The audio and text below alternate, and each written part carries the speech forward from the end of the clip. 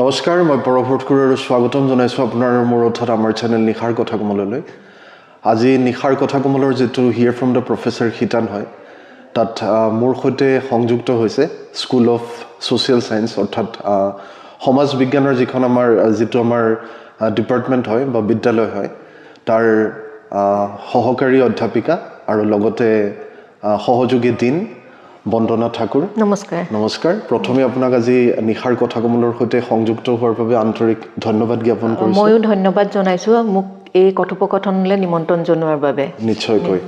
আমি বিভিন্ন ধৰণৰ কথা পাতিম, বিশেষকৈ যিসকল আমাৰ ছাত্ৰ ছাত্ৰী আছে, মই ভাবোঁ আজি আমাৰ যি বাৰ্তালাপ হ'ব তাৰ পৰা যথেষ্ট উপকৃত হ'ব। প্ৰথমেই আপোনাৰ একেবাৰে মই সৰুৰ পৰা আৰম্ভ কৰোঁ জেনেৰেলি সাক্ষাৎকাৰবিলাকত তেখেতসকলৰ শৈশৱটো জানিবলৈ চেষ্টা কৰোঁ বা বাল্যকাল যিটো আছিলে সেইটো জানিবলৈ চেষ্টা কৰোঁ। গতিকে বাইদেউ আজি প্ৰথম আপোনাৰ শৈশৱৰ পৰাই আৰম্ভ কৰোঁ। ঠিক আছে। মই যদি মোৰ শৈশৱৰ কথা কওঁ, মোৰ শৈশৱটো বৰ আচলতে ধুনীয়া আছিলে আৰু সেই শৈশৱটো লগত লৈয়ে মই আচলতে আগবাঢ়ি গৈ আছোঁ বুলি ক'লেও ভুল নহ'ব। আৰু শৈশৱত মোৰ জন্ম হৈছিলে নকছাৰী বুলি এখন জেগাত, যোৰহাটৰ। দেউতা অৰিজিনেলি জাজিৰ মানুহ আছিলে, কিন্তু দেউতা তাতে নকছাৰী উচ্চতৰ মাধ্যমিক বিদ্যালয়ৰ প্ৰিন্সিপাল আছিলে আৰু সেই সূত্ৰে মোৰ জন্ম হৈছিলে নকছাৰীত। আৰু সেই শৈশৱত মানে মোৰ কি হৈছিলে, মোৰ দুগৰাকী বাইদেউ আছিলে, মই সৰু আছিলোঁ। গতিকে মোক যদিও দুজনী ছোৱালীৰ পিছত মই ৩ নম্বৰ কন্যা, কিন্তু মোক ইমান মৰমেৰে মানে ডাঙৰ দীঘল কৰিছিলে। আৰু মই বিশেষকৈ এটা কথা কওঁ, মই খুব ইণ্ট্ৰভাৰ্ট, কথাও কম কৈছিলোঁ আৰু মোক খুব মৰম, মানে একদম মই আতুল আছিলোঁ ঘৰত। দেউতাই মায়ে মোক কোনোদিন একো কৰিবলৈ নিদিছিলে ঘৰত। আৰু সেই শৈশৱত মই লগতে আৰু এটা কথা সংযুক্ত কৰোঁ, মোৰ জন্ম হৈছিলে দানবীৰ ৰাধাকান্ত সন্দিকৈৰ এটা বাংলো আছিলে, তেখেতৰ বাগানৰ সেই বাংলোত মোৰ জন্ম হৈছিলে। নহয়, নকছাৰী তিৰুৱাল চাহ বাগিচাৰ বাংলোত মোৰ জন্ম হৈছিলে। আৰু দেউতা জাজিৰ পৰা আহি নকছাৰী উচ্চতৰ মাধ্যমিক বিদ্যালয়ত যেতিয়া চাকৰি কৰিছিলে, সেই ওচৰতে তিৰুৱাল চাহ বাগিচা আছিলে। আৰু সেই তিৰুৱাল চাহ বাগিচাখন আছিলে আমাৰ কৃষ্ণকান্ত সন্দিকৈ, ৰাধাকান্ত সন্দিকৈৰ তেওঁলোকৰ। আৰু দেউতাই কোৱা মতে কোনোবা এবাৰ দেউতাৰ অকণমান অসুস্থতা হৈছিলে আৰু তেতিয়া তেওঁলোকে দেউতাক কৈছিলে যে আপুনি আমাৰ বাংলোতে থাকক। আৰু সেই বাংলোটো দেউতাক সম্পূৰ্ণ দি দিছিলে উইথ ফেচিলিটিজ। গতিকে সেই বাংলোটোত মোৰ জন্ম হৈছিলে। আৰু সৰু কালটোত মই মোৰ মনত থকালৈকে আমি সেই ঘৰটোত আছোঁ। মোৰ জন্মও তাতে, দেউতাৰ বিয়াও আনকি তাতে, সেই ঘৰটোতে। আৰু তেওঁলোকে দেউতাক তাৰ পৰা ওলাই আহিবলৈও দিয়া নাছিলে আচলতে। কিন্তু গতিকে আপোনালোকৰ চাহ বাগানৰ লগত বহুত একাত্মতা, বহুত বেছিকৈ চাহ বাগানৰ লগত আমাৰ একাত্মতা আছে। আৰু তাৰপিছত দেউতাই নিজে আচলতে বিচাৰিলে যে ছোৱালীও ডাঙৰ হৈ আহিছে, গতিকে তাৰ পৰা ওলাই আহিবলৈ বিচাৰিলে। আৰু সেই তাৰ পৰা ওলাই অহাটো মই এটা কথা কওঁ, তেওঁলোকৰ যিটো আমি দানবুঢ়ী বুলিয়ে কওঁ, ৰাধাকান্ত সন্দিকৈ, গতিকে তেওঁলোকে দেউতাক এটুকুৰা মাটি পৰ্যন্ত 1 টকা পইচা নোলোৱাকৈ দি দিছিলে। ঘৰটো বনাই দিব খুজিছিলে, কিন্তু দেউতাই সেইটো একচেপ্ট নকৰিলে। কিন্তু মই জনাৰ সময়তহে তাৰ পৰা আমি ওলাই আহিছোঁ। কিন্তু সেই শৈশৱকালত আমি দেখিছিলোঁ আমাৰ ঘৰত ৰান্ধনিও আছে, বাগানৰ চব মানে ফেচিলিটি, সা সুবিধা আমি গোটেইখিনি পাই ডাঙৰ হৈছিলোঁ। আৰু দেউতা যিহেতু স্কুলখনৰ প্ৰিন্সিপাল আছিলে, মোৰ বাইদেউ দুগৰাকী আছিলে, তেওঁলোক স্কুললৈ আহে। গতিকে মোৰ স্কুলীয়া শিক্ষা বহুত সোনকালে আৰম্ভ হৈছিলে। আমাৰ হায়াৰ ছেকেণ্ডেৰী স্কুলখনৰ কেম্পাছতে আমাৰ LP স্কুলখন আছিলে। গতিকে বাইদেউহঁতৰ লগতে মই স্কুললৈ গুচি আহিছিলোঁ তাৰমানে। আৰু সেই গুচি আহি কিন্তু মই খুব বেছি 1 ঘণ্টামান স্কুলত থাকি মই দেউতাৰ ওচৰলৈ গুচি গৈছিলোঁ। সেই কথাটো কিন্তু মোৰ এতিয়াও মনত আছে তাৰমানে। আৰু স্কুলৰ শিক্ষকসকলেও মানে মোক যথেষ্ট মৰম কৰিছিলে। আৰু পঢ়াত সিমান ভাল বুলিও নকওঁ, কিন্তু পঢ়াটো বেয়া নাছিলোঁ। আৰু সেই সময়ত মই মোৰ যিখন হাইস্কুল শিক্ষান্ত পৰীক্ষাত যিটো তেতিয়াৰ দিনত আমাক অসম চৰকাৰে এটা কম্বাইন মেৰিট স্কলাৰশ্বিপ দিছিলে আৰু সেই মেৰিট স্কলাৰশ্বিপ মই পাইছিলোঁ কম্বাইন মেৰিট স্কলাৰশ্বিপ আৰু সেইটোৰ লগতে সৰুৰে পৰা দেউতাই মই যে শৈশৱ সুন্দৰ আছিলোঁ বুলি কৈছিলোঁ দেউতাই আমাক সকলো শিকাইছিলে নাচ গান মানে প্ৰত্যেকটো ক্ষেত্ৰতে আমাক আগবঢ়াই দিছিলে বুজিছোঁ মই 4 বছৰ বয়সতে অল আছাম এটা মিটিং হৈছিলে মই নামটো মনত নাই এতিয়া দেউতাহঁতে যিহেতু কৈ থকা তাত মই পাৰফৰ্মেঞ্চ কৰিছিলোঁ আৰু মই সত্ৰীয়া নৃত্য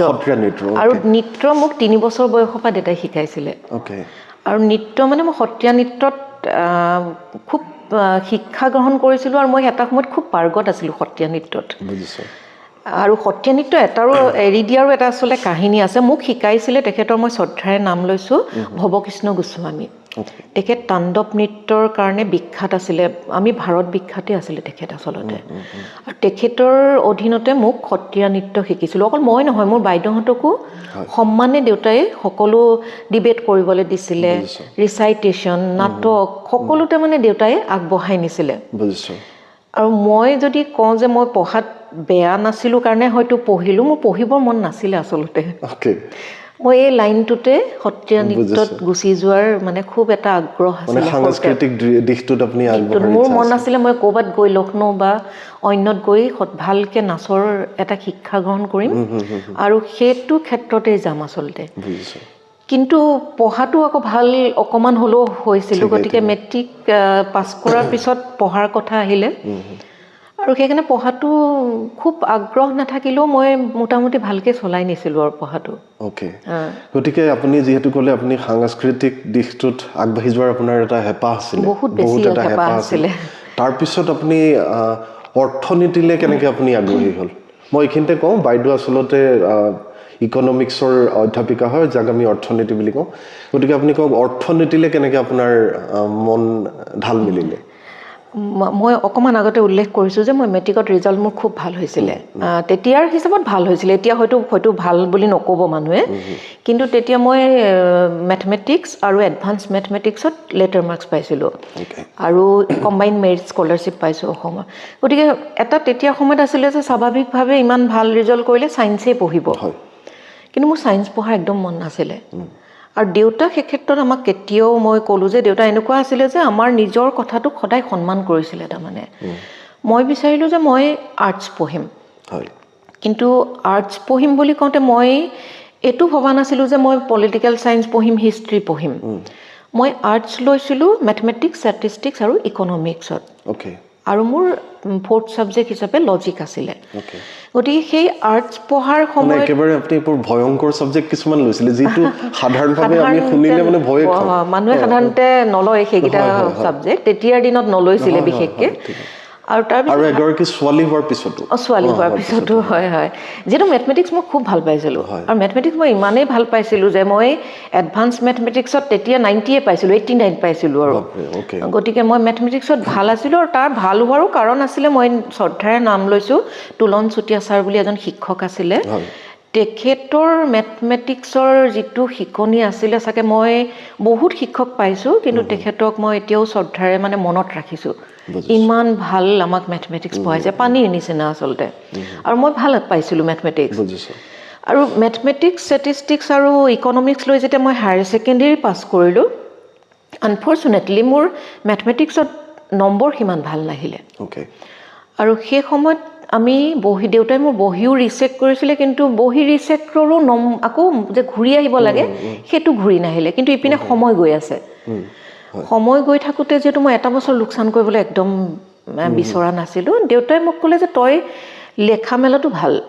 গতিকে তই অসমীয়াত পঢ় কিন্তু মই অসমীয়াত পঢ়িবলৈ সঁচা কৈছোঁ উইথ ডিউ ৰেচপেক্ট তাৰমানে মই তেতিয়া অসমীয়াত পঢ়াৰ কথা মই ভবাই নাছিলোঁ মোৰ এগৰাকী খুব ভাল বান্ধৱী আছিলে অঞ্জুমণি বৰা বুলি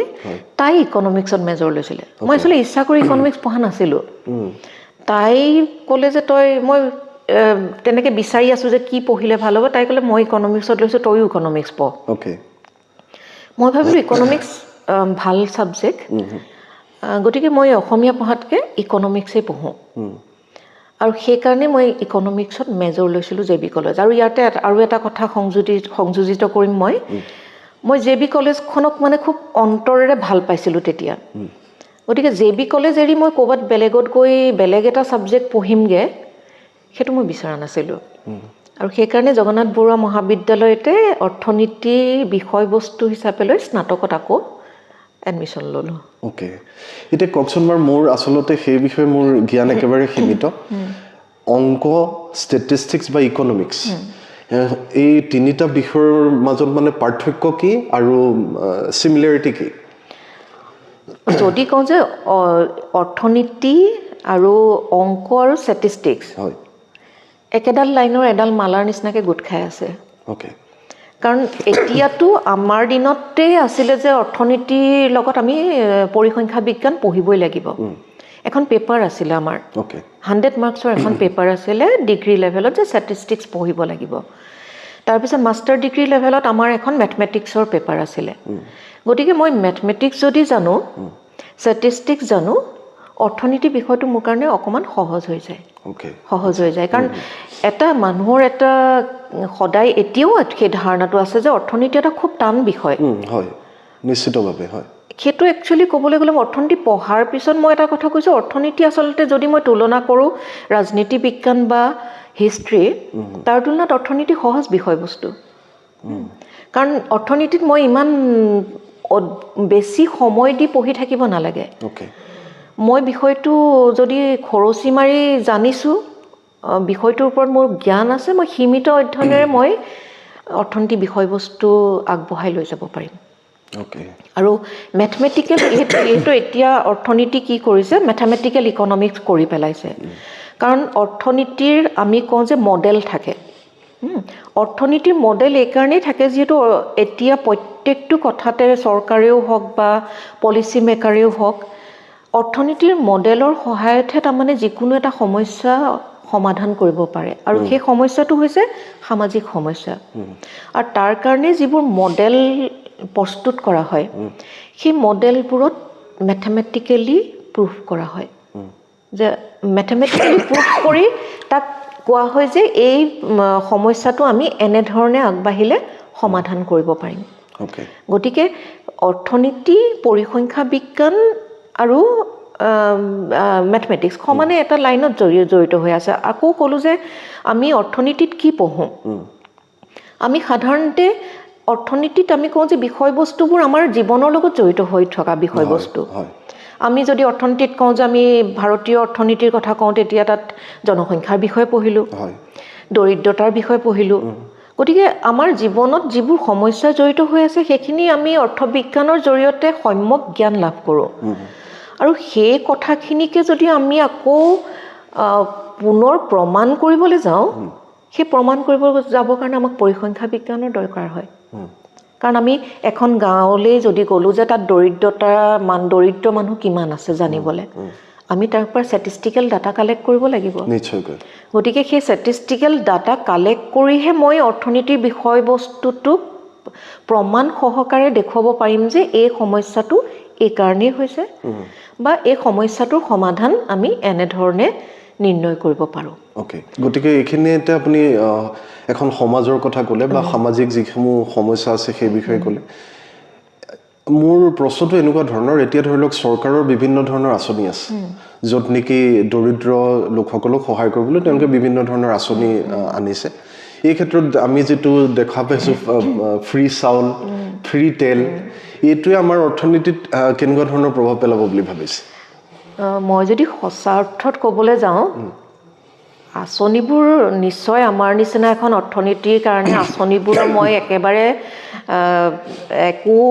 লাভ নাই বা ইয়াৰ কোনো মূল্য নাই বুলি মই কৈ দিবলৈ নাযাওঁ কিন্তু লগতে আমি এটা কথাও মন কৰিব লাগিব যে এই আঁচনিবোৰে প্ৰকৃততে সমাজৰ সমস্যাবোৰ সমাধান কৰিব পাৰিছে নে নাই পৰা আমি যদি বহল দৃষ্টিভংগীত চাওঁ প্ৰকৃততে আমাৰ সমস্যাবোৰতো সমস্যা হৈয়ে আছে কিন্তু বেছি এলেহুৱা কৰি দিছে আৰু এই আঁচনিবোৰৰ জৰিয়তে যেতিয়া মানুহে চাউল পাই গৈছে বা বাসস্থান পাই গৈছে যিটো কৰ্ম সংস্কৃতি বুলি কওঁ সেই কৰ্ম সংস্কৃতিটো ক'ৰবাত নহয় ক'ৰবাত হ'লেও অকণমান হ'লেও তাত পিছলৈ লৈ গৈছে যথেষ্ট ক্ষতি হৈছে আৰু আমি আচলতে আঁচনিৰ পৰিৱৰ্তে তেওঁলোকক এনেকুৱা কৰিব লাগে যিটো আমি বাংলাদেশত এটা সময়ত দেখিছিলোঁ, যিটো আমি কওঁ মাইক্ৰ' ফাইনেন্স। গতিকে মাইক্ৰ' ফাইনেন্স জৰিয়তে যদি আমি গাঁৱৰ যিবোৰ দৰিদ্ৰ লোকক তেওঁলোকক আত্মসংস্থাপনৰ বাট দেখুৱাওঁ, আৰু লগতে সেই আত্মসংস্থান লাভ কৰি সেই যদি যিটো ঋণ লৈছে সেইটো চৰকাৰক এটা সময়ত খুব ন্যূনতম সুদত যদি ঘূৰাই দিব পাৰে, তেতিয়া অৰ্থনীতিও টনকিয়াল হ'ব, লগতে তেওঁলোকৰ কৰ্মসংস্থানো হ'ব, আৰু অলপ হ'লেও কৰ্মসংস্কৃতি, আমি যিটো কৰ্মসংস্কৃতিৰ কথা কৈছোঁ সেইটো বৃদ্ধি পাব নিশ্চয়কৈ। আৰু লগতে আৰু এটা কথা কওঁ, যিহেতু আঁচনিৰ কথা ওলাইছে, আজি চৰকাৰে এনেকুৱাও আঁচনি দিছে, স্কুলত এটা ৰিজাল্ট কৰাৰ লগে লগে ল'ৰা ছোৱালীক স্কুটি দিয়ে বা তেনেকুৱা ধৰণৰ দিয়ে। কিন্তু আমাৰ সময়ত আমি যদি কওঁ, আমাৰ সময়ততো ৰিজাল্ট দিলে সম্বৰ্ধনা জনোৱাৰ নিয়মো নাছিলে, এটা স্পণ্টেনিয়াছ মানুহে গুচি গৈছিলে। এতিয়া এবাৰ যদি সম্বৰ্ধনা জনোৱা, মই বেয়া বুলি নকওঁ, নিশ্চয় এপ্ৰিচিয়েশ্যন দিয়াটো ভাল কথা, কিন্তু এক্সট্ৰা যিটো প্ৰেছাৰ ল'ৰা ছোৱালীৰ ওপৰত ক্ৰিয়েট কৰিছে সেইটো নিশ্চয় সমাজৰ কাৰণে ভাল নহয়। ঠিক সেইধৰণে আমি কওঁ যে এই আঁচনিবোৰ আমি এটা আশা কৰি ৰৈ আছোঁ যে আঁচনিবোৰ পাম, চৰকাৰে আমাক সুবিধা দিছে, কিন্তু চৰকাৰে আচলতে ভাবি চাব লাগে যে এই আঁচনিবোৰে সমাজৰ যিখিনি সমস্যা সেইখিনি সমাধান প্ৰকৃততে কৰিছেনে? এইটো এটা ডাঙৰ প্ৰশ্ন। আমি হয়তো এইটো বিশ্লেষণ কৰি তাৰ সমাধান উলিয়াব নোৱাৰোঁ, কিন্তু মোৰ যিটো দৃষ্টিভংগী, সেই দৃষ্টিভংগীৰ পৰা মই এটাই বিচাৰোঁ যে যদি আমি অৰ্থনৈতিক সমস্যাবোৰ সমাধান কৰিবলৈ বিচাৰিছোঁ, তেতিয়া আমি কৰ্মসংস্কৃতি বৃদ্ধি কৰিব লাগিব। এতিয়া ল'ৰা ছোৱালীৰ কি হৈছে, সহজ যিটো পইচা আৰ্জন তাৰ প্ৰতি বেছি আকৰ্ষিত হৈছে, আৰু সেই আকৰ্ষণৰ ফলত কি হৈছে, ঘণ্টা ঘণ্টা ধৰি ল'ৰা ছোৱালীয়ে হয়তো মোবাইল ফোন, ৰীল মেকিং সেইবোৰত সময় কটাই দিছে। মই বেয়া বুলি নকওঁ, কাৰণ আমি আধুনিকতাৰ লগত আগবাঢ়িব লাগিব, কিন্তু এইটোও পাহৰি যাব নালাগিব যে সেইখিনি কৰোঁতে আমি কিমান সময় নষ্ট কৰিছোঁ, আৰু সেই সময়খিনি যদি আমি নিজকে এটা এনেকুৱা কামত জড়িত কৰিব পাৰোঁ যি তোমাক অৰ্থও দিব, লগতে তোমাৰ যিটো আত্মবিশ্বাস, সেই আত্মবিশ্বাসটো যাতে বৃদ্ধি হয়, আৰু তেনেকুৱা হ'লে অৰ্থনীতি আমাৰ নিশ্চয় এটা ভাল অৱস্থা। অৰ্থনীতিৰ অধ্যাপিকা হোৱাৰ কাৰণে মই আপোনাক আৰু এটা কথা সোধোঁ, আমি সৰুৰ পৰা দেখা পাই আহিছোঁ যে আয় আৰু ব্যয়ৰ যোনটো কনচেপ্ট, মই এটা দৰমহা পাইছোঁ, ইমানটো মই খৰচ কৰিব লাগে, ইমানটো মই জমা কৰিব লাগে, কিন্তু আমাৰ সেইটো এটা ক্লিয়াৰ কনচেপ্ট নাই যে কিমান জমা কৰিব লাগে বা কিমান খৰচ কৰিব লাগে। আৰু বৰ্তমান সময়ত কি হৈছে, মানুহৰ খৰচ বেছি হৈছে। আমি অৰ্থনীতিত সদায় কনজামশ্যন, এক্সপেণ্ডিচাৰ, ইনকম সেইবোৰ পঢ়ি থাকোঁ, কেনেকৈ বেলেঞ্চ কৰিব লাগে। কিন্তু এতিয়া যদি আমি বৰ্তমান সময়ত যিটো আমি কওঁ গ্ল'বেলাইজেশ্যনৰ পিছত, গ্ল'বেলাইজেশ্যনৰ আগতে সেইটো নাছিলে, কিন্তু আনকি গ্ল'বেলাইজেশ্যনৰ আগতে মানুহে গাড়ী এখনো নিকিনিছিলে, মানুহ হিচাপেই আছিলে, আৰু হিচাপ এনেকৈ কৰিছিলে আয় চাই ব্যয়। কিন্তু এতিয়াতো কোনো মানুহে আয় চাই ব্যয় নকৰে, আৰু সেইটো হৈছে যে আধুনিকতাৰ যিটো আমি কওঁ যে এটা ফ্ল' আহিছে, সেই আধুনিকতাত আমি কি কৰিছোঁ, উটি ভাহি গৈছোঁ। গাড়ী লাগিবই, এখন গাড়ীও নালাগে, আমাক কি লাগিব, দুখন গাড়ী। কিন্তু সেই দুখন গাড়ীৰ কাৰণে আমাৰ আয় আছে নাই, সেইটোতো আমি ভবা নাই। বৰঞ্চ আমি কি পাইছোঁ, বেংকে আমাক কি দিছে, লোন দিছে। গতিকে সেই বেংকৰ লোনৰ পৰা আমি কি কৰিছোঁ, গাড়ী এখন কিনি আনিছোঁ, দামী মোবাইল এটা কিনি আনিছোঁ, দামী AC এটা কিনি আনিছোঁ। কিন্তু সেই কিনি আনিছোঁ ঠিকেই, কিন্তু আমিতো ভবা নাই যে এই যিটো আমি ঋণৰ পৰিশোধ বা ঋণৰ বোজাটো আমাৰ ওপৰত কেনেকৈ পৰিছে। মই ল'ৰা ছোৱালীক পঢ়াওঁ যে আমাৰ ইমান যে মুদ্ৰাস্ফীতি হৈছে, আমি সদায় চৰকাৰকে দোষ দি থাকোঁ। হয়, মই নকওঁ যে চৰকাৰ দোষী নহয়, হয়, কিন্তু আমিওতো সমানে দোষী। বেংকৰ যিটো পইচা আমি খুব সহজ লোন, আমি ইজি লোন বুলি কওঁ আজিকালি, কাৰণ ইজি লোন, বেংকৰ সেইটো এটা ব্যৱসায়, বেংকে প্ৰফিটৰ কাৰণেই আমাক লোন দিছে। কিন্তু আমি সেই লোনটোৰ পৰা যে অৰ্থনীতিত মুদ্ৰাৰ যিটো প্ৰচলন সেইটো আমি বঢ়াই নিছোঁ, আমি কেতিয়াও ভাবি নাচাওঁ। যিমানেই মুদ্ৰাৰ প্ৰচলনটো বাঢ়িব সিমানেই পইচাৰ দামো বাঢ়ি গৈ থাকিব ওকে আৰু এই আধুনিকতাৰ গ্লোবালাইজেশ্যনৰ পিছত যি আধুনিকতাৰ পৰিছে মানুহে আমি এক্সপেণ্ডিচাৰ কথা একদম নাভাবোঁ আয়ৰ কথা আমি একদম নাভাবোঁ আমি কিমান আয় কৰিছোঁ সেইটো মানুহক দেখাবলৈ আমাৰ কি লাগে লাজ লাগে কিন্তু আমি কিমান খৰচ কৰিছোঁ তাক দেখুৱাবলৈ আমাৰ ভাল লাগে বৰ ধুনীয়া কথা কৈছে কিমান খৰচ কৰিছোঁ আমি গতিকে সেই খৰচ দেখুৱাবলৈ যাওঁতেই ইমবেলেঞ্চ হৈ গৈছে ঠিকেই আৰু সেই ইমবেলেঞ্চটো ঢাকিবলৈ যাওঁতে কিমান মানুহ ধৰুৱা হৈ আছে আমাৰ অৰ্থনীতিত তাৰ হিচাপ কৰিলে হয়তো বহুত সেইটোৱে ধৰি লওক আগলৈ মানে গোটেই দেশখনৰ কাৰণে এটা খুব মাৰাত্মক পৰিস্থিতি এটাৰ সৃষ্টি কৰিব মানে দেশখনটো ধ্বংস হৈ গৈছে অৰ্থনৈতিকভাৱে আমি দুৰ্বল হৈ গৈছোঁ আমি কৈ আছোঁ যে আমাৰ জিডিপি বাঢ়িছে কিন্তু জিডিপি বঢ়াটোৱেতো আমাৰ সমাধান নহয় যদি সেই সমস্যাবোৰ সমস্যা হৈয়ে আছে আমাৰ দৰিদ্ৰতাটো কমা নাই নিবনুৱা সমস্যা কমা নাই আমাৰ জনসংখ্যা হ্ৰাসো হোৱা নাই গতিকে প্ৰত্যেকটো সমস্যাই আমাৰ এটা সমস্যা হৈ আছে অথচ আমি সেই সমস্যাবোৰৰ বিষয়ে এতিয়া কথা পাতিবলৈ নতুন যিখিনি আমি কওঁ যে মডাৰ্ণাইজেশ্যনৰ আমি কথা কওঁ নতুন জেনেৰেশ্যন আগ্ৰহীও নহয় তেওঁলোকে মাত্ৰ কি হৈছে যে আমাক এটা দামী মোবাইল ফোন লাগে মাক দেউতাকে ইনকম ক'ৰ পৰা কৰিছে সেইটো চাবলৈ তেওঁলোকৰ আহৰি নাই কিন্তু আমাৰ দিনত কি আছিলে আমি দেউতা আমাক পইচা এটা খুজিবৰ কাৰণে চিন্তা কৰিছিলোঁ যে দেউতাহঁতে দিব পাৰিবনে নাই পইচা গতিকে সেই চিন্তাটো আমাৰ আছিলে যিটো এতিয়া নতুন প্ৰজন্মৰ নাই আৰু সেইকাৰণে আমি যিটো আপুনি ক'লে আয় আৰু ব্যয়ৰ আমি সমতা একদমেই চাওক কৰা নাই আৰু সেইকাৰণেই হয়তো অৰ্থনীতিও সুস্থিৰ হোৱা নাই এইখিনিতে আৰু এটা কথা সুধো আজিকালি ধৰি লওক ডিজিটেলাইজেশ্যনৰ কনচেপ্টটো আহিছে ডিজিটেল মানি আপুনি ভাবে নিজে এটা সময়ত যোনটো আমাৰ ট্ৰেডিশ্যনেল মানি হয় সেইটো একেবাৰে নাইকিয়া হৈ যাব ভাৰতৰ অৰ্থনীতিৰ কথা যদি কওঁ ভাৰতৰ অৰ্থনীতিত হয়তো বহু বছৰলৈ এইটো নহয় যিটো আমি কওঁ আমি কেছ পইচাৰ প্ৰতি যিটো আমি কেছ পইচাৰ ট্ৰেনজেকশ্যন কাৰণ ভাৰতত শিক্ষিতৰ হাৰ কিমান বাঢ়িছে সেইটো এটা ডাঙৰ প্ৰশ্ন গতিকে শিক্ষিতৰ হাৰ বাঢ়িছে কিমান সেইটো এটা ডাঙৰ প্ৰশ্নৰ লগতে আজি যদি মই গাঁও আমাৰ যোৰহাটৰে যদি আমি ভিতৰুৱা অঞ্চললৈ যাওঁ বহু লোকৰ বেংকিং হেবিটেই নাই বেংকত ফৰ্মখন ফিল আপ কৰি চহী এটা কৰিবলৈ এতিয়া বহুত মানুহ অপাৰগ এতিয়া আজি 2025ত গতিকে সেই অৱস্থাত আমি ডিজিটেল ইকনমিৰ কথা ভাবিব হয়তো ভুল হ'ব একেবাৰে কাৰণ আজি বহু বছৰ লাগিব যদি আমি ডিজিটেল ইকনমিৰ কথা কওঁ কাৰণ এই সমস্যাবোৰ প্ৰথম সমাধান কৰি ল'ব লাগিব যে 100% লিটাৰেচি ৰেট গতিকে 100% লিটাৰেচি ৰেট ভাৰতত কেতিয়া হ'ব অসমত কেতিয়া হ'ব আৰু তাৰ পিছতহে আমি ডিজিটেল ইকনমিৰ কথা ভাবিব পাৰিম আৰু এটা কথা সুধো ইকনমিয়ে মানে বিশেষকৈ ইকনমি অকল ধৰি লওক সংখ্যাৰ বিষয়ে নহয় ইকনমিয়ে হিউমেন বিহেভিয়াৰত কেনেকুৱা ধৰণৰ চেঞ্জেছ আনে ইকনমিক্সে আমাক একচুৱেলি গোটেই সমাজত কি হৈ আছে তাৰ জ্ঞান দিয়ে আমি ভাবি লওঁ যে ইকনমিক্স পঢ়িব লাগিব আমি মেথমেটিক্স পঢ়িব লাগিব ষ্টেটিষ্টিক্স পঢ়িব লাগিব বা টান কিবা ডায়গ্ৰামেটিক এনালাইচিছ হ'ব সেইটো নহয় আচলতে ইকনমিক্সে আমাক জীৱনৰ জ্ঞান দিয়ে সমাজৰ বিষয়ে জ্ঞান দিয়ে আমি কেনেকৈ চলিম তাৰ বিষয়ে জ্ঞান দিয়ে গোটেই অৰ্থনীতিখন কেনেকৈ চলি আছে তাৰ জ্ঞান দিয়ে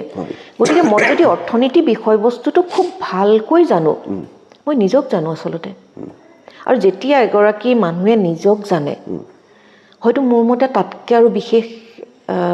মানে নিজক পলিচ কৰিব আৰু বেলেগ একো নালাগে গতিকে মই যদি অৰ্থনীতি পঢ়োঁ মই অকল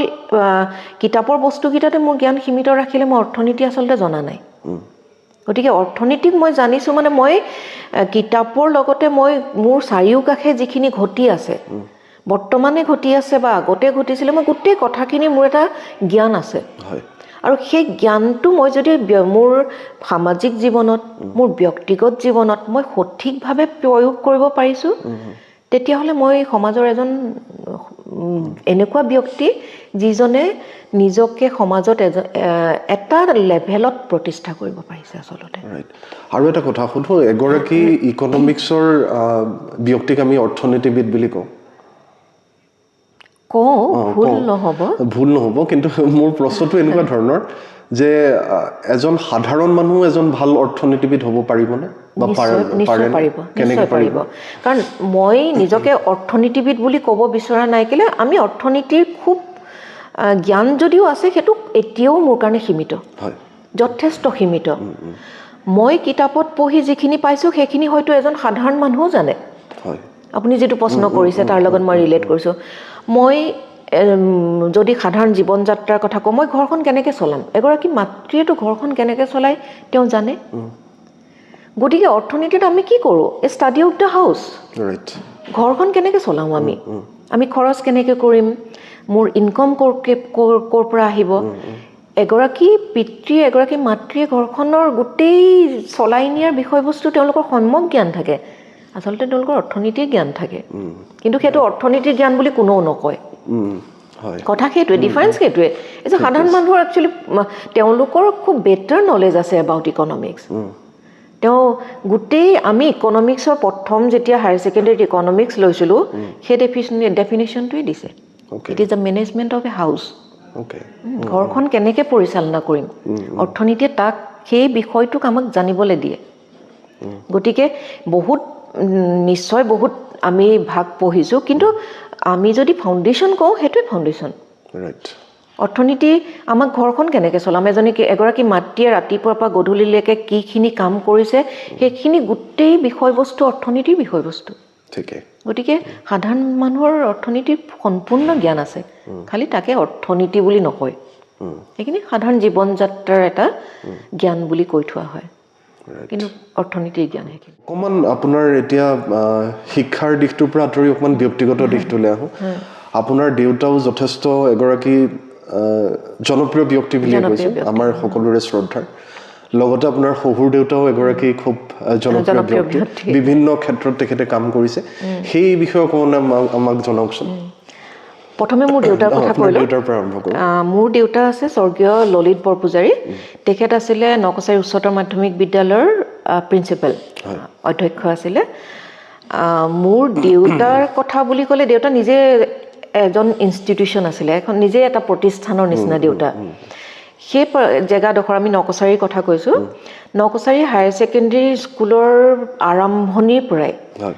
দেউতাই সেই পাৰ্টিকুলাৰ জেগাডোখৰৰ শিক্ষাৰ বিস্তাৰৰ ক্ষেত্ৰত যিমানখিনি অৰিহণা যোগালে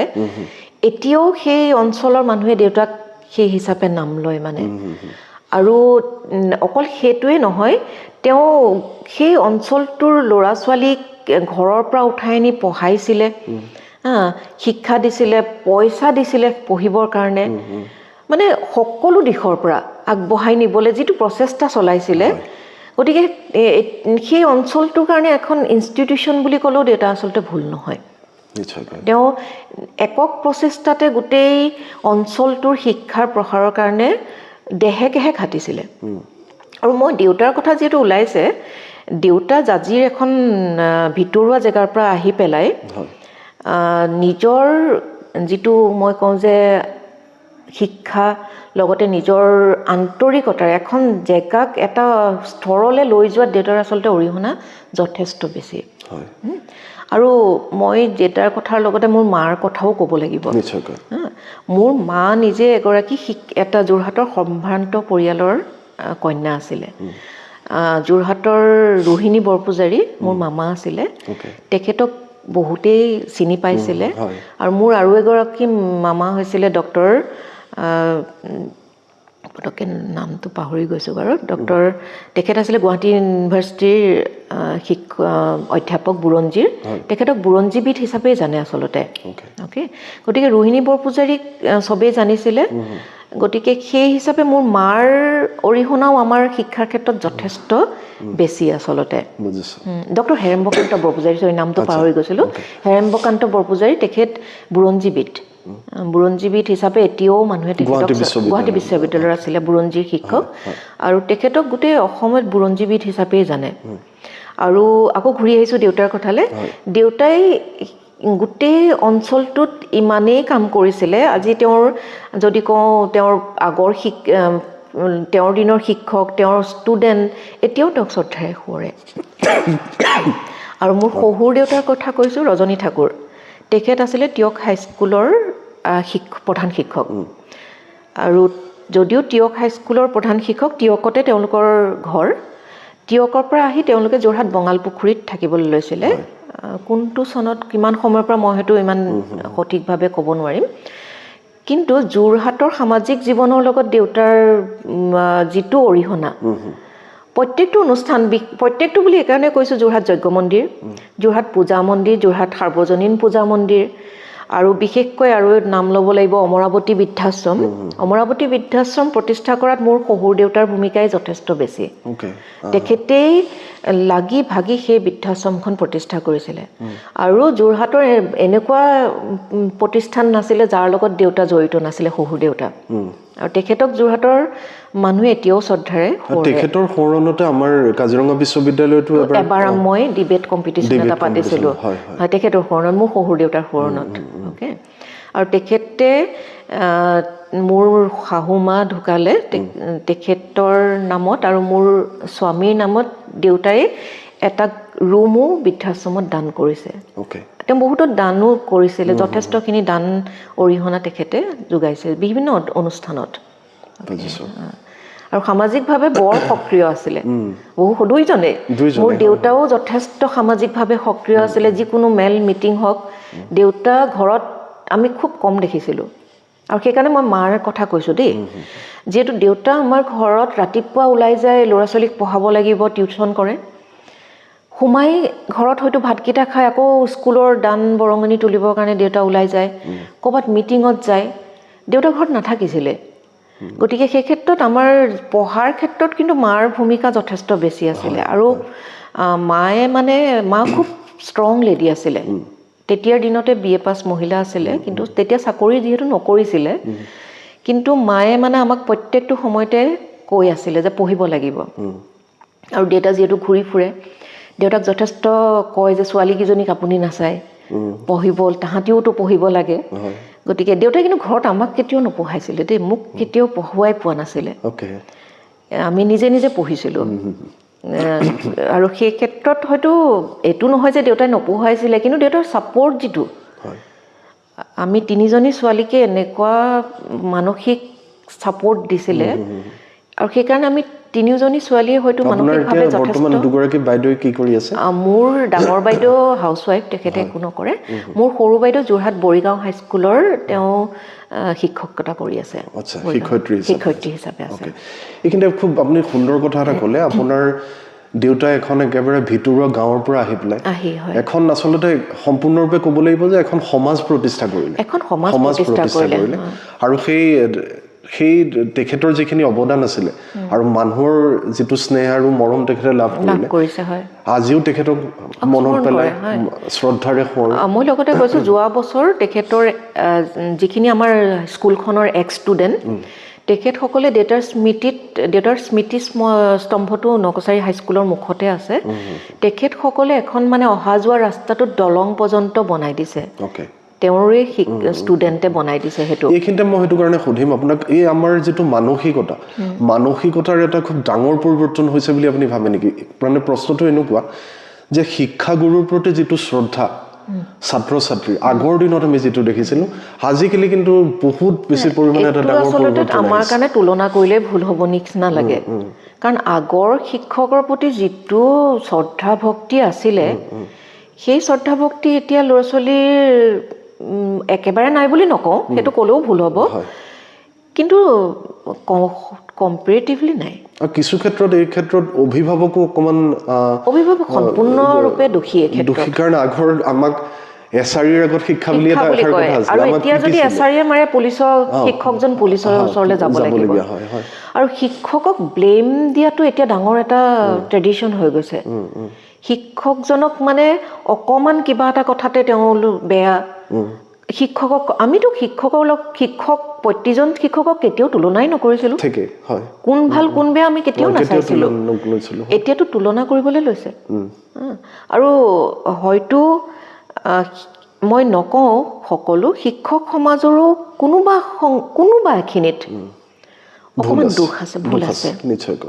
মই সম্পূৰ্ণ দুখ বুলি কৈ নিদিওঁ শিক্ষকেও সন্মান মানুহে খুজি নলয় ঠিকেই সন্মান নিজে আহে গতিকে মই যদি সন্মান খুজিবলৈ যাওঁ মোৰ সাংঘাতিক শিক্ষক হিচাপে ভুল সন্মান ঘূৰি আহে আৰু যদি মই অভিভাৱকৰ কথা কওঁ অভিভাৱকে প্ৰত্যেকটো মুহূৰ্ততে ল'ৰা ছোৱালীক শিক্ষকজন কেনেকুৱা সুধি থাকে হয়তো হ'ব পাৰে হয় আৰু সেই উইক পইণ্টটোৰ সুবিধা ল'ৰা ছোৱালীয়ে লয় যে শিক্ষকে আমাক বেয়াকৈ পঢ়ুৱায় শিক্ষকজনে কিবা এটা হয়তো গালি পাৰিলে মাক দেউতাকক লগায় আৰু মাক দেউতাকে আকৌ উলটি টিচাৰজনক সোধে যে আমাৰ ল'ৰা শুদ্ধ আছিলে আপুনি কিয় গালি পাৰিছে শিক্ষকজনৰ হয়তো কেতিয়াবা ভুলো থাকিব পাৰে কিন্তু তেতিয়া আগৰ দিনততো শিক্ষকজনৰ ভুলটোকে আমি কেতিয়াও নাচাইছিলোঁ মোৰ দেউতাই খুব মাৰিছিলে ল'ৰা ছোৱালীক এছাৰি লৈ ঘূৰি ফুৰিছিলে এতিয়াও বহুত আমাৰ ডাঙৰ তেখেতসকলে কয় যে ছাৰৰ আচাৰিডাল দেখিলে পঢ়িবলৈ মন গৈছিলে ঠিকে কিন্তু এতিয়া যদি ল'ৰা ছোৱালীক মাৰিবলৈ যাওঁ আমাৰ কাৰণে বিপদ ডাঙৰ কথা আৰু শিক্ষকক ব্লেম দি এনেকুৱাও শিক্ষকক কৰিছে যে সমাজত শিক্ষকক একেবাৰে মুখ উলিয়াব নোৱাৰা অৱস্থাও কৰি পেলায় তেনেকুৱাও কৰে তেনেকুৱা কৰিছে গতিকে সেই ক্ষেত্ৰত তুলনা হয়তো মই নকৰিম কাৰণ আগৰ এতিয়া মই ক'লোঁ যে অলপ আগতে আগৰ যিখিনি দেউতাৰে এক্স ষ্টুডেণ্ট বুলি কৈছোঁ তেখেতসকলে যিখিনি হয়তো আমাতকৈও ডাঙৰ তেখেতসকলে এতিয়াও দেউতাক মানে শ্ৰদ্ধাৰে সোঁৱৰে হয়তো আমিও এতিয়াও আমাৰ শিক্ষকসকলক যথেষ্ট সন্মান কৰি আছোঁ কিন্তু এই গ্ল'বেলাইজেশ্যনৰ পিছত আৰু সেইটো খুব পটককৈ হৈছে দেই আৰু মই এই ক্ষেত্ৰত সকলোকে কিন্তু দুখ নিদিওঁ সকলো ল'ৰা ছোৱালী তেনেকুৱা নহয় সেইকাৰণে মানুহে কয় যে শিক্ষাৰ মূল থলীখন ঘৰেই ঘৰত যিখিনি ল'ৰা ছোৱালীয়ে ভাল শিক্ষা লাভ কৰি আহিছে তেওঁলোকে শিক্ষকক সমালোচনা কৰিবলৈ কেতিয়াও আগবাঢ়ি নাযায় ঠিক কৈছে ঠিকেই কৈছে গতিকে সেইটো ক্ষেত্ৰত আজি প্ৰতিযোগিতা হৈছে মোৰ ল'ৰা ছোৱালীয়ে 90% নম্বৰ পাবই লাগিব গতিকে মই ভাল শিক্ষক যোনজনে 90% নম্বৰ দিয়ে তেওঁৰ ওচৰত মই টিউশ্যন দিওঁ আৰু যদি নাপায় শিক্ষকজন বেয়া হৈ যায় নিজৰ ল'ৰাটো বা ছোৱালীজনী বেয়া নহয় গতিকে সেই প্ৰতিযোগিতাই মানে আচলতে ল'ৰা ছোৱালীক মানে আনক সমালোচনা কৰা কিন্তু আত্মসমালোচনা সেইটো নাই হোৱা মইতো এতিয়াও বহুতক কওঁ যে ল'ৰা ছোৱালীক টিউশ্যন নিদিব সৰু অৱস্থাত মোৰ নিজৰ মোৰ এটা ল'ৰা আছে মই তাক সৰু অৱস্থাত কোনোদিন টিউশ্যন দিয়া নাছিলোঁ মই তাক নিজে আগবাঢ়ি যাবলৈ দিছিলোঁ কোনোবা এটা সময়ত সি ক্লাছ 10ত নিজৰ মতে লগৰ ল'ৰা ছোৱালীৰ মতে কিবা এটা নে দুটা সোমাইছিলে কিন্তু ওলাই আহিছিলে আকৌ মানে সৰুৰ পৰা যিহেতু নিদিলোঁ গতিকে সেই ক্ষেত্ৰত মই ভাবোঁ যে একদম সৰু অৱস্থাৰ পৰা যেতিয়া আমি লোকৰ ওপৰত মানে নিৰ্ভৰ কৰিবলৈ আগবঢ়াই দিওঁ ক'ৰবাত নিজক বুজিবলৈ নিজক শিকিবলৈ ল'ৰা ছোৱালীৰ সমৰ্থ হোৱা নাই আচলতে এতিয়া পুনৰ অকণমান মানে বিষয়টোলৈ ঘূৰি আহোঁ ইকনমিক্সৰ আপোনাক যদি মই সোধোঁ যে বৰ্তমান প্ৰেক্ষাপটত অসমৰ কথা যদি আমি কওঁ আপুনি অৰ্থনীতিৰ অধ্যাপিকা হিচাপে এটা যদি পৰিৱৰ্তন আনিব বিচাৰে কিহত আনিব বিচাৰিব অসমৰ প্ৰেক্ষাপটত অসমৰ প্ৰেক্ষাপটত ক'লে যে এটা বুলি ক'লেতো নহয় বাট যিহেতু সুধিছে তেতিয়া মই ক'ম যে প্ৰথম আমি দুটাই কওঁ দেই দুটাই কওঁ প্ৰথম কথা হৈছে আমি যে যিখিনি নিবনুৱা ল'ৰা ছোৱালী আছে সেই ল'ৰা ছোৱালীখিনিক কৰ্মসংস্থানটো এটা বেলেগ কথা কিন্তু স্বনিৰ্ভৰশীল হ'বৰ কাৰণে বাট দেখুৱাই দিব লাগে আৰু স্বনিৰ্ভৰশীল হ'বলৈ যদি তেওঁলোকক বাটটো দেখুৱাই দিয়া হয় সঠিক বাট তেতিয়া আমি ক'ম যে আমাৰ দৰিদ্ৰতা সমস্যাটো সমাধান হৈ যাব আৰু ক'ৰবাত নহয় ক'ৰবাত আমাৰ অসমত কি হৈ আছে এই ল'ৰা ছোৱালীখিনিয়ে জানিও কথাটো হয়তো ভালকৈ অনুধাৱন কৰিব পৰা নাই যে স্বনিৰ্ভৰশীল হ'লেহে আমি আমাৰ জীৱন ধাৰণৰ মানদণ্ডও উন্নত হ'ব লগতে আমি আমাৰ সমাজকো যথেষ্ট সকাহ দিব পাৰিম সেই কথাটো ক'ৰবাত নহয় ক'ৰবাত বহুতে আজিকালি নতুন এই অলপ দিনৰ পৰা অলপ মই আগ্ৰহী দেখিছোঁ ল'ৰা ছোৱালী সেইটো খুব ভাল লক্ষণ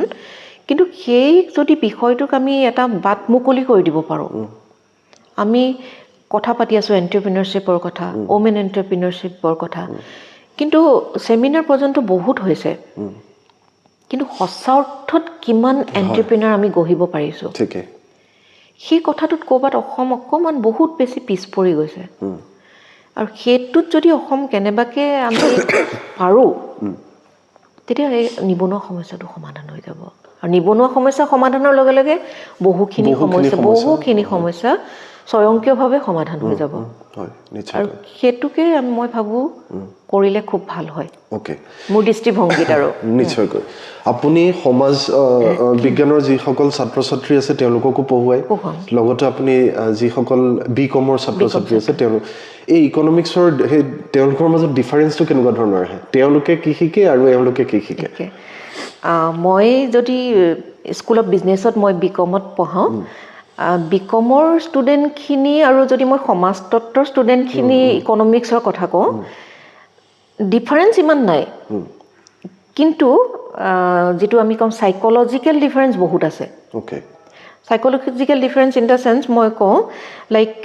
BCom student they aware about the concept that economics পঢ়িব লাগিব আমি আৰু ইকনমিক্সত তাহাঁতি ভয় কৰি নলয় যেটো তাহাঁতি একাউন্টেন্সি পঢ়ে লগতে ম্যাথমেটিক্স পঢ়ে তাহাঁতৰ স্ট্যাটিস্টিক্সো পেপাৰ আছে so they don't have a ফিয়াৰ on that subject তাহাঁতৰ সেই সাবজেক্টটোৰ ওপৰত ভয় নাই কিন্তু উলটি যদি মই সমাজতত্বৰ কথা কওঁ সমাজ বিজ্ঞানত কওঁ ইকনমিক্স পঢ়িম বুলি ক'লে লগে লগে এটা ফিয়াৰ ভয় কৰে তাৰমানে আনকি এনেকুৱা হৈছে মোৰ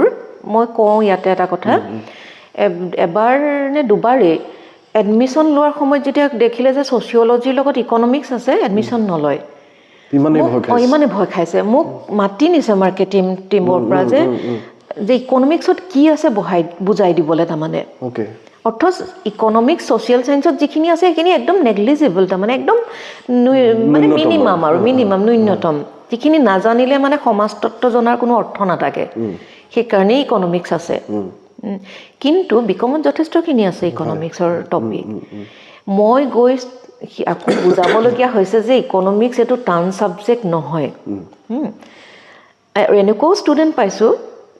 ইকনমিক্স বুলি যিটো ভয় লৈ আহে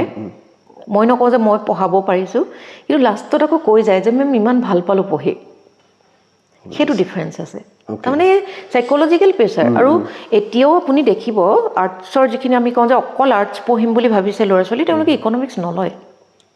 মই সেইটো প্ৰমাণ য'ত ক'ত পাইছোঁ MSW আমাৰ যিহেতু এটা কোৰ্চ আছে MSW আৰু MSWত আমাৰ এখন ইকনমিক্সৰ 50%ৰ নম্বৰৰ এখন পেপাৰ আছে আৰু তাত যিখিনি ইকনমিক্স আছে মানে সাধাৰণ ইকনমিক্স মই যে ক'লোঁ যে সমাজৰ সমস্যাবোৰ সেইখিনিৰ বিষয়ে তেওঁলোকক আমি জ্ঞান নিদিলে তাহাঁতৰ এজন সমাজৰ যিখিনি কাম কৰিবলৈ তেওঁলোকে আগবাঢ়িব সেইখিনি হয়তো তেওঁলোকে সঠিকভাৱে কৰিব নোৱাৰিব গতিকে সঠিকভাৱে এজন ছ'চিয়েল ৱৰ্কাৰ হ'বৰ কাৰণে ইকনমিক্সৰ নলেজ লাগে সেইকাৰণেই ইকনমিক্স আছে যেতিয়া মই ইকনমিক্সৰ ক্লাছটো প্ৰথম কৰিবলৈ যাওঁ মই সুধোঁ যে তোমালোকৰ ইকনমিক্স কাৰ আছিলে খুব বেছি 2টা বা 3টা ল'ৰা ছোৱালীক মই পাওঁ যাৰ ডিগ্ৰীত ইকনমিক্স বা হায়াৰ ছেকেণ্ডেৰীত ইকনমিক্স আছিলে কিন্তু ইকনমিক্স নলয় সেই যে সাইকোলজিক্যাল এটা প্ৰেছাৰ আগৰে পৰা পাইছেতো যে ইকনমিক্স টান ছাবজেক্ট কিন্তু এইটো নাভাবে যে ইকনমিক্স পঢ়িলে আমি বাকীখিনি ছাবজেক্টও আমাৰ কাৰণে উজু হৈ যাব সেইটো কেতিয়াও নাভাবে এটা আগৰ পৰা জানি আহিছে যে ইকনমিক্স টান গতিকে ইকনমিক্স নপঢ়োঁ সেইটোতে আহি আছে মানে এতিয়াও সেইটোৱে চলি আছে আৰু সেইটোৱে BComৰ ল'ৰা ছোৱালী কিন্তু নাই BComৰ ল'ৰা ছোৱালীয়ে যিহেতু তাহাঁতি হায়াৰ ছেকেণ্ডেৰী পঢ়ি আহিছে হায়াৰ ছেকেণ্ডেৰী তাহাঁতি ইকনমিক্স পঢ়িবই লাগিব খুব কম সংখ্যক ল'ৰা ছোৱালীহে ইকনমিক্স নোলোৱাকৈ BCom পঢ়ে বেছিভাগ ল'ৰা ছোৱালী ইকনমিক্স লয়েই আৰু সেইকাৰণে ক্লাছটো কৰাটো আকৌ মই পাৰ্থক্য পাওঁ দেই BComৰ ল'ৰা ছোৱালীক ইকনমিক্স পঢ়াই মই যিটো এনজয় কৰোঁ তাহাঁতি সোধে বা তাহাঁতৰ আগ্ৰহ আছে ইকনমিক্স জানিবলৈ কিন্তু সেইটো ইয়াত সমাজতত্ত্বত সেইটো নাই মই বহুতবাৰ সুধি থাকিলেও হয়তো ডায়েগ্ৰাম এটা আঁকি থাকিলে মানে কিবা এটা বস্তু চাই থাকে তাৰমানে মই কি আঁকিছোঁ মই যিহেতু ইকনমিক্সৰ টিচাৰ হিচাপে মই বৰ্ড ইউজ কৰিয়ে ভাল পাওঁ ডায়েগ্ৰামটো এটাকে মই বুজাই দি ভাল পাওঁ তেনেকৈ বুজাই দিওঁ তাৰ মাজতো মই এনেকুৱা ষ্টুডেণ্ট পাইছোঁ যে ইকনমিক্স খুব ভাল পাইছে এতিয়া আনকি পেপাৰত ইমানেই নম্বৰ পায় সেইটো কম্পেয়াৰ কৰোঁ যদি ইকনমিক্স কমাৰ্চতকৈ ভাল নম্বৰে পাইছে এনেকুৱা ল'ৰা ছোৱালীও পাইছোঁ তাহাঁতি ভাল পাই গৈছে কিন্তু প্ৰথম দিগদাৰ হয় বুজিছোঁ। প্ৰথমে এটা কঠিন মোৰ কাৰণে যথেষ্ট কঠিন তাহাঁতক কনভিন্স কৰোৱা যে ইকনমিক্স টান নহয় এতিয়া গতিকে বাইদেউ একেবাৰে শেষ অংশলৈ আহিছোঁ আৰু মই যদি আপোনাক একদম শেষত সোধোঁ বা অনুৰোধ কৰোঁ যে যিসকল ছাত্ৰ সমাজ আছে ইকনমিক্স পঢ়িবৰ কাৰণে তেওঁলোকৰ মানসিকতাটো কেনেকুৱা হ'ব লাগিব তেওঁলোকে কেনেকুৱা ধৰণৰ চিন্তাধাৰা আগত ৰাখিব লাগিব সেই বিষয়ে আপোনাৰ উপদেশ আৰু আহ্বান উপদেশ নিদিওঁ আহ্বানেই কৰোঁ কাৰণ অৰ্থনীতি এনেকুৱা এটা বিষয়বস্তু যিটো আৰ্টছ কমাৰ্চ ছায়েন্স সকলো ছাত্ৰ ছাত্ৰীৰ জনাটো খুবেই দৰকাৰ আজি ইঞ্জিনিয়াৰিঙতো ইকনমিক্স আছে এগ্ৰিকালচাৰতো ইকনমিক্স আছে গতিকে ইঞ্জিনিয়াৰিঙত ইকনমিক্স কিয় আছে ছায়েন্স হিচাপে ইকনমিক্সত কিয় লৈছে যে ইকনমিক্স আমাৰ দৈনন্দিন জীৱনত যিখিনি ঘটি আছে সেই ঘটি থকাখিনিৰ বিষয়ে মোৰ যদি জ্ঞানেই নাথাকে মই আগবাঢ়ি কেনেকৈ যাম মই প্ৰেক্টিকেল লাইফত কিবা এটা সমস্যা দেখিছোঁ তাক সমাধান কেনেকৈ কৰিম যদি মোৰ সেই বিষয়টোৰ ওপৰত জ্ঞানেই নাই আমাৰ সাধাৰণতে আমি ডিমাণ্ড শব্দটো ইউজেই কৰি থাকোঁ কিন্তু ডিমাণ্ডনো কি মইতো জানিব লাগিব মই সেই জানিবলৈ হ'লে মই কি জানিব লাগিব মই অৰ্থনীতি অকণমানতো পঢ়িব লাগিব গতিকে এইটো নহয় যে মই অকল আৰ্টছৰ ষ্টুডেণ্টখিনিকহে ইকনমিক্স পঢ়িব কৈছোঁ সমাজৰ সকলোৱে আচলতে অকণমান নহ'লেও ইকনমিক্সৰ নলেজ থাকিব লাগে আৰু ছাত্ৰ ছাত্ৰী যিসকলে ভাবিছে যে ইকনমিক্স এটা খুব টান বিষয় মোৰ মতেতো একেবাৰে নহয় গতিকে ইকনমিক্স পঢ়ক চবেই আৰু ইকনমিক্স পঢ়ি যিখিনি আমি ডে টু ডে লাইফত দেখি আছোঁ সেইখিনি বিষয় যে এনেকেই ঘটি আছে সেই বিষয়টো এনজয় কৰক সেইটোৱে কথা